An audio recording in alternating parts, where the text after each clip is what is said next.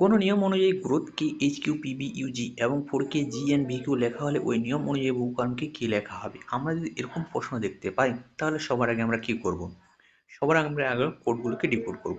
দেখো তাহলে এখানে গ্রোথের কোড দেওয়া হয়েছে এইচ কিউ পিবি ইউজি, তাহলে আমরা আগে এটাকে ডিকোড করি। ঠিক আছে, জি আর ও ডাবল আউ টি এইচ।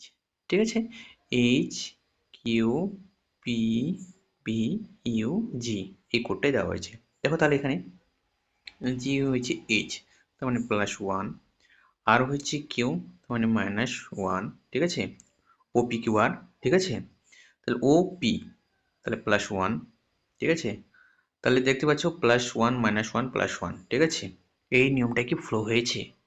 এটা কনফার্ম হওয়ার জন্য আমাদের এখানে আরেকটা দেওয়া হয়েছে। ঠিক আছে, আরেকটা কোড দেওয়া হয়েছে, সেটা চেক করে নেব। ঠিক আছে, সেখান থেকে আমরা কনফার্ম হয়ে যেতে পারবো। দেখো তাহলে এফ ও ইউ আর আছে। ঠিক আছে, G N V Q. F হয়েছে জি তার মানে +1। ঠিক আছে, ও এন, ও এন হয়েছে তার মানে -1। ঠিক আছে, তাহলে এই প্যাটার্নটাই ফলো করা হয়েছে। তাহলে কনফার্ম হয়ে গেলাম। কনফার্ম যেহেতু হয়ে গেছে তাহলে আমাদের চিন্তার আর কোনো কারণ নেই। তাহলে আমরা সরাসরি আমাদের যেটা প্রশ্ন চেয়েছে, ঠিক আছে, সেখানে চলে যাব। দেখো এখানে কি বলা হয়েছে, বুকওয়ার্ম। বুকওয়ার্ম কি? বুকওয়ার্ম ডাবল এ আর এম। ঠিক আছে, এটার কি হবে? +1, +1 হলে সি। ঠিক আছে, -1 এম এন ও পি, তাহলে এন হবে। ঠিক আছে, +1 ও এর পরে পি হয়। ঠিক আছে, আবার -1 যদি করি আমরা, -1 যদি করি, ঠিক আছে, -1 কে জে, জে কে। ঠিক আছে, জে কে, তারপরে কি হবে? +1। ঠিক আছে, সি এন পি জে। ঠিক আছে, আচ্ছা এখানে দেখে নিই আগে, option A C N P J আছে? নাই।